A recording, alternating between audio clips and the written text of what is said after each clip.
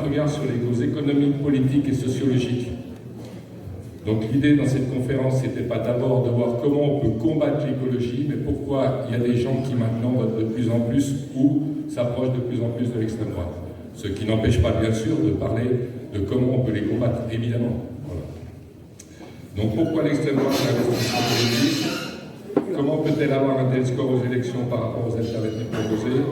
Pourquoi les gens vont-ils vers eux alors qu'avant ils votaient à gauche? Quels sont les ressorts socio-économiques, sociologiques de cette évolution? Que faire?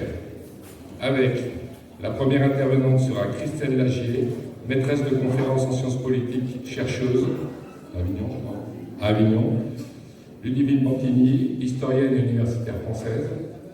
Edine Messaoui, militante antifasciste de la Junière lyonnaise, qui remplace en fait Raphaël Arago, qui n'a pas pu venir. Et je remercie vraiment Zinedine parce qu'on l'a invité au dernier moment et il a réussi à trouver de la disponibilité pour venir au rassemblement. Voilà, donc je vais passer la parole à Christelle. Et puis, bonne écoute.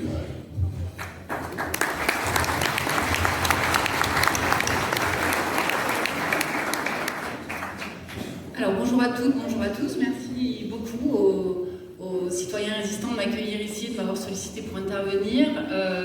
Moi, je vais vous dire quelques mots du travail que je mène pour que vous compreniez un petit peu d'où je produis les résultats que je vous donne, et puis aussi pour vous dire d'où je parle, parce que c'est toujours important quand même, quand on prétend faire des sciences sociales, de savoir un petit peu d'où on produit nos résultats. Donc moi, je travaille en sciences politiques, et je mène des enquêtes depuis 25 ans maintenant sur les électorats du Front National et donc du Rassemblement National, mais aussi les électorats de droite. Et je travaille à partir d'enquêtes à la fois qualitatives et quantitatives, c'est-à-dire je fais des entretiens avec des électeurs et des électrices d'extrême droite, des entretiens répétés sur plusieurs années pour essayer d'éprouver aussi la solidité de ce vote. Et puis je travaille aussi à partir d'analyses plus quantitatives, à partir de questionnaires, notamment à la sortie des bureaux de vote. Les jours d'élection, voilà, on recueille aussi des questionnaires pour essayer de comprendre la distribution des votes. Et je travaille particulièrement sur Avignon, puisque moi je suis plutôt favorable à une analyse un peu localisée, on va dire, de cette préférence électorale pour essayer de comprendre ce qui se joue. Parce que quand on regarde les choses au microscope, en fait, on arrive à beaucoup mieux cerner en fait, les logiques et les processus de rapprochement avec ce parti. Et ce travail sur les bureaux de vote m'a permis notamment de mettre en parallèle à la fois le vote pour l'extrême droite et puis le vote pour l'abstention, parce qu'on verra parce qu'on verra justement que c'est très lié et qu'on ne peut pas envisager en fait les résultats du Rassemblement National sans se questionner aussi sur cette abstention. Alors, et aussi vous dire que quand je vais parler des partis politiques, je vais parler des organisations politiques, je vais traiter de la responsabilité collective aussi de l'ensemble des formations politiques à l'égard des scores de l'extrême droite. Je ne parle pas des militants, je ne parle pas des électeurs, je parle des organisations et de la manière dont elles se positionnent aussi par rapport à cette formation. Alors pour revenir un peu sur les déterminants du vote pour le Rassemblement National, donc il y a beaucoup de travaux en sciences politiques sur cette question, et on a quand même quelques acquis en sciences politiques qui ne sont pas toujours ceux qui circulent dans les commentaires médiatiques, donc je pense que ça vaut la peine de revenir un petit peu sur un certain nombre de résultats. Première des choses, c'est que quand on réfléchit sur ces électorats, en fait, on réfléchit en termes de conglomérat électoral, c'est-à-dire qu'on a une agrégation successive, alternative, de différents électorats qui viennent grossir les scores de ce parti. Et ça, c'est tout à fait important parce qu'en fait, au lieu de raisonner en termes de stock d'électeurs qui seraient acquis, en fait, au Rassemblement National notamment, il vaut mieux raisonner en termes de flux. C'est-à-dire qu'on a des gens qui choisissent ce parti, puis qui parfois ne votent pas, qui parfois votent pour d'autres partis, et on a en fait des mouvements qui sont très très forts. Et pendant très longtemps, en fait, le socle de fidèles de ce parti, c'était 2 à 3% en fait, de l'électorat. Tout le reste résultant d'agrégations d'électorats différents. Alors aujourd'hui, on se retrouve dans une configuration, notamment aux dernières élections, où on a un vivier électoral, on va dire, de 40% à peu près, avec la venue de clientèles électorales différentes qui se rapprochent de ce parti. D'ailleurs, les scores aux élections européennes l'année dernière si on avait eu un président de la République qui soit un peu bien conseillé, normalement il ne déclenche pas des législatives derrière, parce qu'on est dans la fourchette très très haute en fait, des résultats du Rassemblement National. Il a rarement été aussi haut, et il était à peu près sûr qu'il allait bénéficier de cette dynamique pour les législatives. Donc ça c'est la première chose. Ça veut dire que ce n'est pas définitif. Voilà. Les gens qui votent pour ce parti, ce ne sont pas des gens forcément associés à l'idéologie de ce parti, et c'est important de le dire parce qu'on a tendance à l'envisager comme un parti un peu différent des autres. En fait, la majorité des électeurs entretiennent un rapport très distancié à la politique, sont peu compétents politiquement, s'intéressent peu à ces questions, et c'est la même chose au Rassemblement national. Donc ça, c'est un premier point. Deuxième chose, c'est effectivement un parti qui se nourrit d'autres clientèles électorales, et particulièrement des clientèles électorales de la droite. Et il faut le rappeler, ce parti aujourd'hui se nourrit essentiellement d'électeurs qui votaient autrefois pour les partis de droite. Et de ce point de vue-là, l'analyse localisée, elle est fondamentale, parce que les terrains sur lesquels moi je travaille, c'est-à-dire le sud-est, qui sont des terres d'enracinement de ce parti depuis très longtemps, en fait, ces mouvements-là, de la droite vers l'extrême droite, on les observe depuis très longtemps, facilement depuis une trentaine d'années, où les allers-retours sont très réguliers entre la droite et l'extrême droite. Alors pour les élections locales, pour des élections moins importantes, où les gens s'autorisent en fait à voter pour le Rassemblement national. Et on a vu progressivement comment ça s'est consolidé, c'est-à-dire des gens qui plus systématiquement ont voté pour le Rassemblement national, parce qu'ils ont le sentiment finalement que la vraie droite aujourd'hui, c'est le Rassemblement national. Alors, sur les terrains du Sud-Est, c'est particulièrement net parce qu'on a une droite qui a disparu, c'est-à-dire qui a carrément abandonné certains territoires où il ne reste plus que l'extrême droite, et où parfois le choix est entre le Rassemblement national et la Ligue du Sud, par exemple, dans le Nord Vaucluse, et qui sont en fait deux formations d'extrême droite.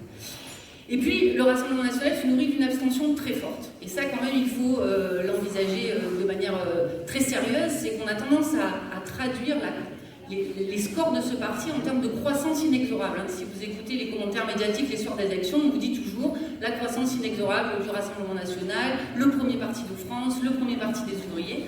Ce qu'il faut comprendre, quand même, c'est que le Rassemblement national ne fait pas voter les gens en masse.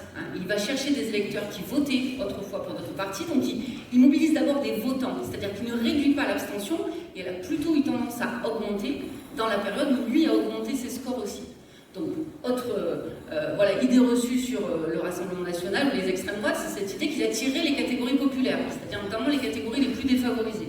En fait, non. Les catégories les plus défavorisées, elles sont massivement abstentionnistes. Et là-dessus, alors sur l'abstention, on a quand même des données sociales qui nous montrent très très bien que l'abstention qu'on peut objectiver, c'est bien cette abstention qui est le fait de situations défavorisées socialement. Quand on regarde effectivement les bureaux de vote sur lesquels l'abstention est la plus forte, ce sont toujours les bureaux de vote qui cumulent des indicateurs sociaux particulièrement bas.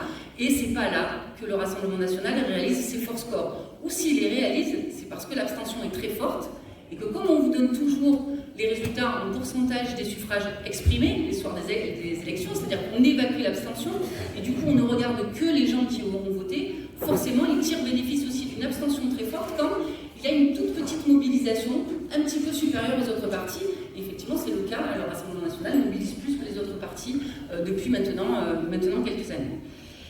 Ce qu'il faut aussi retenir, c'est que ce vote-là, comme tous les autres votes, est un vote collectif. Et j'attire votre attention là-dessus. Pareil, idée reçue, on a tendance à penser que les gens qui se rapprochent du Rassemblement national, c'est des gens isolés, c'est des gens qui sont en situation d'anomie sociale, des gens qui seraient coupés des collectifs, pas du tout.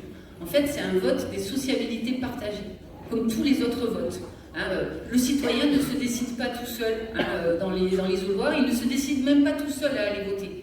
Il est entraîné par les collectifs, c'est-à-dire les familles, les collectifs de travail, les collectifs amicaux, et au Rassemblement national comme ailleurs, c'est la même chose.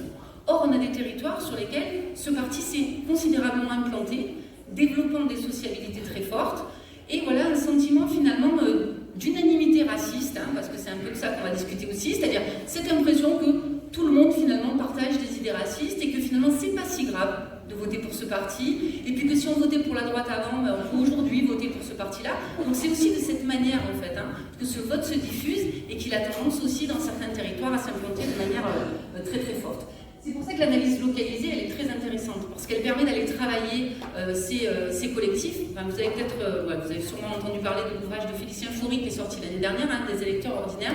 Il montre très très bien comment, dans certains lieux, finalement, c'est devenu un facteur de distinction que de voter pour le Rassemblement national, parce que ça montre qu'on appartient à certains groupes et que finalement on se distingue aussi de la catégorie de la population la plus défavorisée. On va y revenir aussi. Donc c'est pas un vote des exclus, retenez-le, c'est pas le vote des catégories populaires. En fait, les gens qui se rapprochent de cette préférence électorale, ce sont plutôt des gens qui appartiennent aux classes moyennes basses, d'accord, mais qui sont des gens qui travaillent, qui sont majoritairement des gens qui payent des impôts, qui sont des gens qui payent pour un système de redistribution sociale, donc l'État-providence, dont ils ont l'impression de ne pas bénéficier. Et donc ça entretient en fait un rapport très négatif à l'État, avec cette idée que, enfin ils ne veulent pas moins d'État, hein, mais ils voudraient un État qui soit plus égalitaire et qui s'intéresse plus à leur situation. Donc vous comprenez bien que derrière tout ça, il y a aussi la question des politiques publiques, hein, il y a aussi la question finalement de qu'est-ce qu'on attend de l'État et de quelle manière l'État finalement va prendre en charge nos problématiques.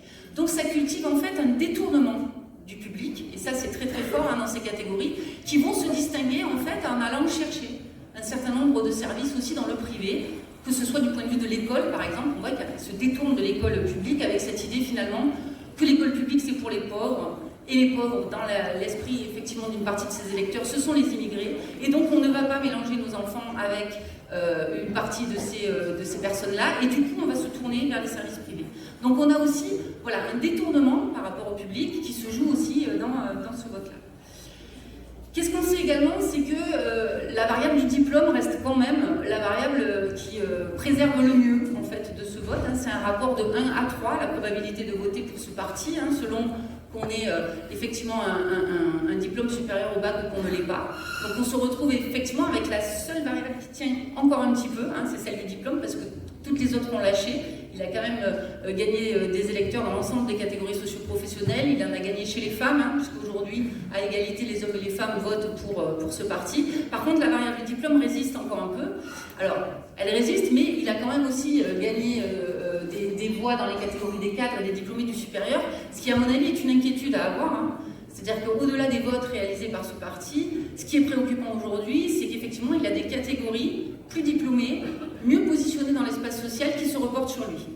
Et ça favorise aussi son institutionnalisation, sa légitimation, hein, qui accompagne aussi une institutionnalisation qu'on observe. Hein. Aujourd'hui, ils ont une majorité de députés à l'Assemblée nationale, ils ont des électeurs au Parlement, des députés au Parlement européen, donc ils s'installent dans les institutions, et cette légitimation fait aussi qu'ils attirent des catégories de la population qui autrefois ne s'autorisaient pas à voter pour eux. Alors là-dessus, hein, je parlais de la porosité entre la droite et l'extrême droite. C'est très important de comprendre hein, que dans ces électorats-là, le racisme en fait n'est pas le frein. Hein. C'est-à-dire que ce qui fait que les électeurs de droite ne se rapprochaient pas du Rassemblement national, c'était plus un verrou économique, avec cette idée que ce parti n'était pas crédible sur le plan économique, il n'était pas crédible sur le plan de la gouvernance, il n'était pas en capacité en fait de gérer le pouvoir. Par contre, quand vous allez sur les discours effectivement sur l'immigration, sur le racisme, sur la sécurité, il y a une proximité très très forte en fait, une partie des électorats de droite et une partie des électorats d'extrême droite.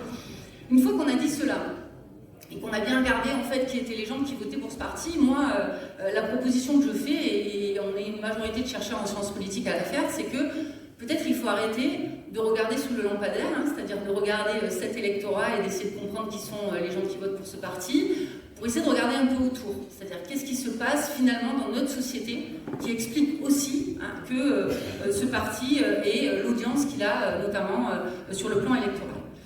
Parce que la place de l'extrême droite, elle pose une question, et la question notamment du vote et du non-vote, hein, puisque je vous dis, c'est étroitement associé aussi à la place occupée par l'abstention dans nos démocraties. Et nos démocraties, jusqu'à preuve du contraire, ce sont des démocraties représentatives, d'accord ? Donc il y a quand même cette idée que normalement, il doit y avoir une certaine cohérence entre les représentants et les représentés. Et il se trouve que le fossé, hein, et notamment le fossé social, entre les représentants et les représentés n'a cessé de s'accroître, et qu'effectivement la question qui est posée par ce vote, c'est aussi la capacité des autres partis politiques et des autres formations politiques à prendre en charge la représentation de certaines catégories de la population qui aujourd'hui ne se sentent pas représentées et vont soit se réfugier dans l'abstention, soit vont voter pour ce parti-là. La place de l'extrême droite, pour le dire d'une manière un peu plus simple peut-être, relève d'une responsabilité collective. Et on a tendance à désigner les mauvais électeurs du Rassemblement national ou de l'extrême droite, à désigner les mauvais électeurs qui ne vont plus voter. Mais la question qu'on peut poser, c'est peut-être qu'est-ce qui aujourd'hui dans le paysage politique fait qu'une partie de la population pourrait aller voter ? C'est-à-dire quelles sont les offres politiques ? Qu'est-ce qui se distingue aujourd'hui dans le débat public, notamment, de thématiques qui sont portées par l'extrême droite ? Alors, pour comprendre un peu, il faut revenir peut-être sur les ressorts de ce vote. Premier ressort et qui est fondamental, et je pense que voilà, on posait la question de savoir qu'est-ce qu'on peut faire, comment on peut lutter, c'est le ressort raciste. Hein. C'est un vote qui repose quand même sur des ressorts racistes, avec un discours raciste, une grille raciste qui est venue se poser sur la grille sociale. C'est-à-dire que la manière dont le Rassemblement national a peu à peu associé toutes les questions sociales à la question raciste, complètement inondé le débat public, et surtout a été pris et discuté par l'ensemble des autres formations politiques. Donc cette question du racisme, on l'a évacuée, à mon avis, et y compris les chercheurs en sciences politiques, et c'est un des gros apports de l'ouvrage de Félicien Faury, c'est de partir de cette question-là et de dire non, il faut traiter cette question du racisme parce qu'on est dans une société qui est structurellement raciste, parce qu'on est dans une société où il y a des discriminations qui font que des catégories de la population s'excluent du jeu politique et qu'on doit prendre en charge aussi cette question-là. Ça signifie quoi? Ça signifie que le combat contre le Rassemblement national et les extrêmes droites de manière plus globale, c'est un combat antiraciste. Et c'est un combat antifasciste. Et il ne faut pas laisser s'installer, en fait, ces discours d'unanimité raciste, avec cette idée que tout le monde partage ces idées. Et là, si on prend notre cas personnel les uns et les autres, je pense qu'on a tous un peu cédé. C'est-à-dire qu'on n'a pas relevé, on n'a pas dit, on n'a pas... Forcément, quand les gens disent des propos qui dérangent, on ne relève pas forcément. Je pense qu'en fait, il est de notre devoir citoyen de dire non. Ces discours ne sont pas partagés de manière unanime, et il y a des gens qui pensent autrement, parce que sinon ça laisse s'installer l'idée qu'il n'y a plus que ces discours qui finalement structurent le débat public. Ensuite, il est important de bien qualifier les choses. Le Rassemblement national aujourd'hui, c'est un parti d'extrême droite, et il n'y a pas de doute en fait là-dessus. Il n'y a pas de doute du point de vue historique, il n'y a pas de doute du point de vue de la manière dont ce parti a été fondé, il n'y a pas de doute du point de vue de la trajectoire de ses responsables politiques, des réseaux avec lesquels finalement il échange aujourd'hui, des groupuscules qui le soutiennent, des médias qui le relaient. On est véritablement, en tout cas pour le cas français, dans un parti politique qu'on situe à l'extrême droite parce qu'il a des racines historiques, voilà, qui se situent de ce côté-là. Ensuite, on doit poser la responsabilité des partis politiques et des organisations politiques. Première responsabilité, les partis de gauche, très clairement, qui doivent s'interroger sur leur responsabilité dans la croissance de cette formation politique qui est le Rassemblement national. Et je pense qu'une des questions centrales qui revient beaucoup dans les entretiens qu'on fait avec ces électeurs et ces électrices, c'est la question du travail. Et c'est la question par laquelle il va falloir reprendre les choses pour n'importe quel programme de gauche qui va se construire. C'est-à-dire que, en fait, cette question, elle est véritablement centrale et c'est une question qui a été abandonnée par la gauche. On a abandonné les catégories populaires et qui ont notamment les situations de travail les plus difficiles. Et surtout, on a déconnecté cette question du travail de la question raciale. Et là, il y a quelque chose évidemment à repenser sur le plan du discours de la gauche pour réassocier ces deux questions, pour parler à l'ensemble en fait des catégories populaires qui sont confrontées à des conditions de travail difficiles. Et on sait très bien que les conditions de travail pour les populations qui sont en situation irrégulière, qui sont en situation d'immigration, sont des conditions de travail qui sont encore plus difficiles que pour les autres. Donc si cette question du travail n'est pas prise à bras le corps, en fait, les partis de gauche n'auront pas capacité à aller rechercher ces catégories qui s'excluent en fait aujourd'hui du jeu politique. Merci. C'est pourquoi tu es gardien de parking. Responsabilité ensuite de la droite, évidemment. Ça commence très tôt, dans les années 80, on a les premières alliances entre la droite et l'extrême droite, des municipalités qui sont gagnées par la droite avec de l'extrême droite, des régions, la mienne, la région PACA, la région Aquitaine, où vous avez des exécutifs régionaux qui feraient avec l'extrême droite également. Et puis effectivement, on a eu une présidence Sarkozy qui est allée très à droite de la droite, et aujourd'hui, alors là les vannes sont ouvertes, on a une droite qui est en train de lâcher complètement, et mine de rien, ça facilite aussi la légitimation de ce parti. C'est-à-dire que quand les responsables politiques lâchent le discours, autorisent, laissent penser que l'on peut dire un certain nombre de choses, forcément, vous avez une partie des électorats qui, très fidèles en fait à leur parti politique, vont suivre, mais vous avez aussi un débat public dans lequel ce n'est plus un problème de valider ou de dire un certain nombre de choses, et effectivement, de ce point de vue-là, la droite a une responsabilité. Et puis, responsabilité du centre, de l'extrême centre peut-être, pour parler pour reprendre les termes de l'historien Pierre Sarnat, c'est-à-dire cette idée que finalement il n'y a pas de droite, il n'y a pas de gauche, quoi. Ni droite, ni gauche, au centre, on est tous des managers, on est tous pragmatiques, on va tous de toute façon rechercher l'efficacité et la performance, donc il n'y a plus question de savoir si les programmes qui sont proposés sont de gauche ou de droite. Et du coup, là on perd un maximum de personnes, parce que les repères centraux dans la vie politique française, ça reste quand même la gauche et la droite. Et savoir se positionner de cette manière-là, pour des électeurs très distants de la politique, c'est quand même une manière de savoir comment sont les gens autour de moi, il y a une élection, comment je me positionne et pour qui je vais voter. Donc ça crée un flou qui est quand même particulièrement problématique. Ces éléments-là pour vous dire simplement qu'on doit tous s'interroger en fait sur la manière dont on peut prendre collectivement en charge ce problème. Et de ce point de vue-là, et là je renvoie aux travaux de sociologues, et je pense notamment aux travaux de Julien Talman sur la discrimination, l'auteur d'un ouvrage qui s'appelle L'épreuve de la discrimination. Il montre très très bien comment les catégories qui aujourd'hui s'abstiennent massivement, c'est-à-dire les catégories les plus jeunes, les catégories issues de l'immigration, qui effectivement ne se sentent pas légitimes à donner leur avis et ne vont pas voter, c'est parce qu'elles font aussi l'objet de discriminations au quotidien, des discriminations au logement, des discriminations à l'emploi qui sont évidentes. Et il montre très très bien comment cette discrimination, c'est un facteur de politisation. C'est pas du tout un facteur qui met les gens à l'extérieur de la politique. Au contraire, ça crée de la politisation. Par contre, cette politisation aujourd'hui, elle ne se traduit pas en vote. Elle va se traduire dans une mobilisation sociale, elle va se traduire dans l'associatif, mais ces catégories-là n'ont plus le sentiment en fait que le vote est un moyen de changer ou de transformer leur vie.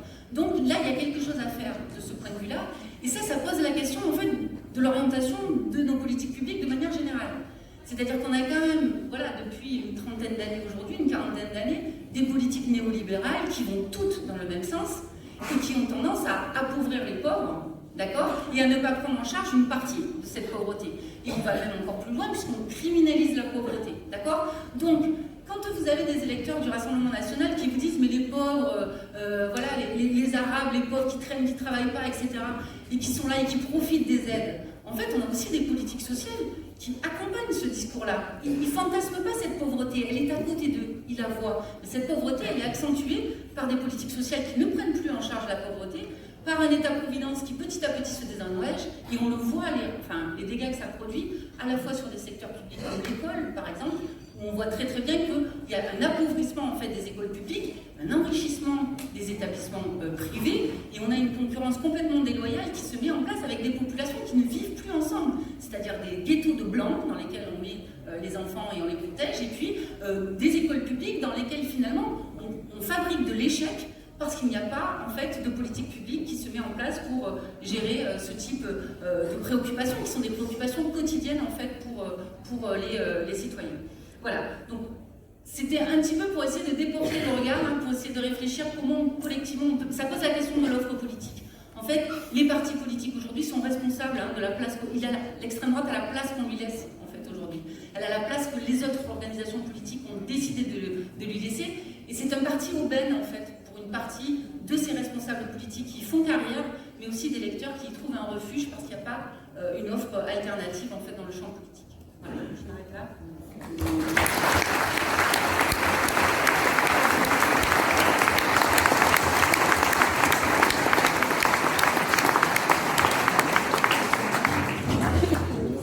Bon voilà, on pourra compléter les propos de Christelle au cours du débat et on va passer la parole à Ludivine.